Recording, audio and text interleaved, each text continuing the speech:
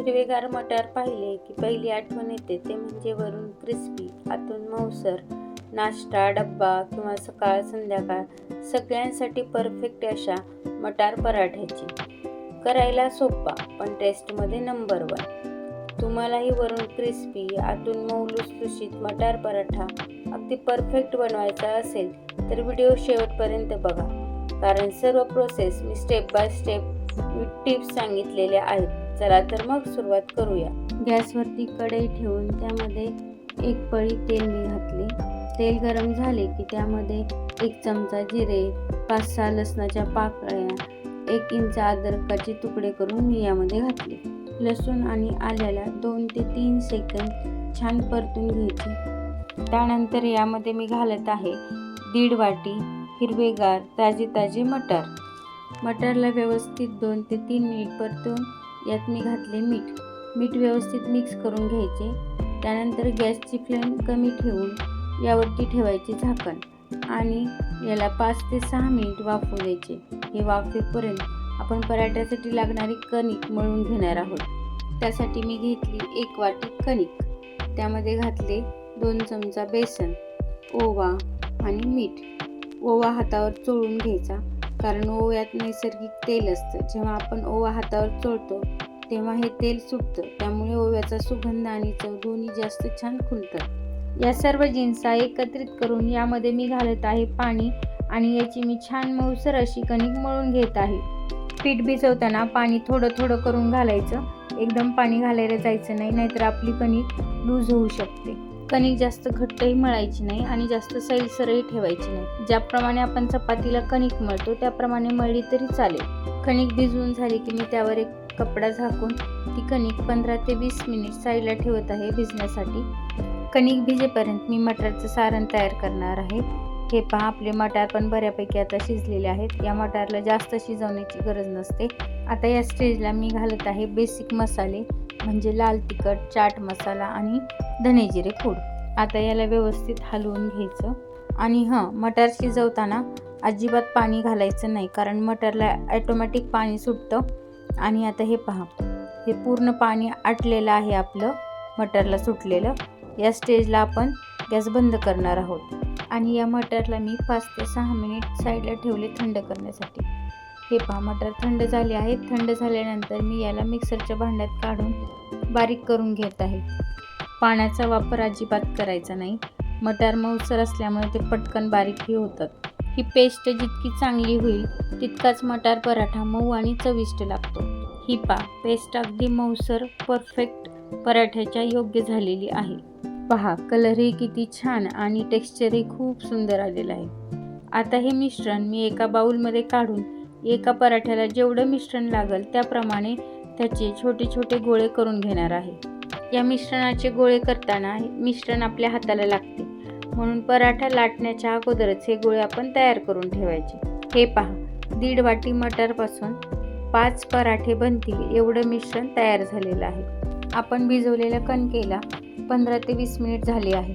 हे पहा, कणिक ही आपली छान फुलली आहे, छान भिजलेली आहे. आता या कणकेवर मी 1 चमचा तेल टाकून या कणकेला आणखी व्यवस्थित मऊसर करून घेणार आहे. तेल टाकून मळून घेतल्यानंतर हे पहा, कणिक किती छान एकजीव झालेली आहे आणि एक प्रकारची या कणकेला चकाकीही येते. आता येते आपली शेवटची स्टेप, ती म्हणजे पराठा लाटून भाजण्याची. त्याचीच तर मी तयारी करून घेत आहे. त्यासाठी मी गॅसवर तवा तापण्यासाठी ठेवला, पोळपाट बेलणं घेतलं, पीठ लावण्यासाठी घेतलं, तेलही जवळ घेतलं. आता मी लाटणार आहे पराठा. त्यासाठी मी एक कणकेचा छोटासा गोळा घेतला आणि त्याला पिठात बुडवून घेतलं. याला थोडंसं लाटून मी याची छोटीशी पारी बनवली. या पारीला मी आतल्या साईडनं तूप लावलं. तुपाऐवजी तुम्ही तेलही वापरू शकता. आणि यावरती मी ठेवला आपण तयार केलेल्या मटारच्या सारणाचा गोळा. पारीला आतल्या साईडनं तूप लावल्यामुळे पराठा मऊ व्हायला मदत होते. ज्याप्रमाणे आपण मोदक बनवतो त्याप्रमाणेच या पारीच्या कडा एकमेकांना जोडण्याचं काम करायचं आणि एक्स्ट्रा जो उंडा शिल्लक राहतो किंवा कणिक शिल्लक राहते ती काढून टाकायची आणि या गोळ्याचं तोंड पॅक करायचं. आता हा उंडा परत पिठात बुडवायचा आणि पोळपाटावर ठेवून हाताने थोडंसं त्याला दाब द्यायचा. त्यामुळे काय होतं, आपण जे मिश्रण कणकेच्या मध्ये घातलेलं आहे ते सगळीकडे व्यवस्थित पसरलं जातं. आता याला हलक्या हातानं सगळीकडे व्यवस्थित सेम प्रेशर देऊन व्यवस्थित लाटून घ्यायचं. जास्त प्रेशर देऊन लाटल्यास कणकेतील सारण बाहेर येऊ शकतं. हे पहा, सारण पराठ्यात सगळीकडे व्यवस्थित पसरलेलं आहे. पराठा लाटून होईपर्यंत आपला तवाही तापलेला आहे. सुरुवातीला गॅसची फ्लेम हाय ठेवायची आणि एकदा पराठा उलटून पालटून झाला की मग गॅसची फ्लेम मीडियम ठेवायची. त्यामुळे पराठा करपला जात नाही आणि व्यवस्थित क्रिस्पी भाजला जातो. मी पराठ्याला दोन्ही साईडने तूप लावून घेतले आहे. तुम्हाला जर तूप आवडत नसेल तर तुम्ही त्याऐवजी तेलही लावू शकता, परंतु तुपामुळे पराठा हा जास्त क्रिस्पी आणि स्वादिष्ट बनतो. अशा प्रकारे पराठ्याला आलटून पालटून छान खरपूस भाजून घ्यायचे आणि हा आहे आपला क्रिस्पी मऊ लुसलुशीत मटार पराठा तयार. पराठा हा तुम्ही 2 प्रकारे लाटू शकता. पहिली पद्धत तर मी तुम्हाला दाखवलेली आहे. चला तर मग आता बघूया दुसऱ्या प्रकारे पराठा कसा लाटायचा. यासाठी मी एक छोटासा कणकेचा गोळा घेतला आणि त्याला पिठात बुडवले.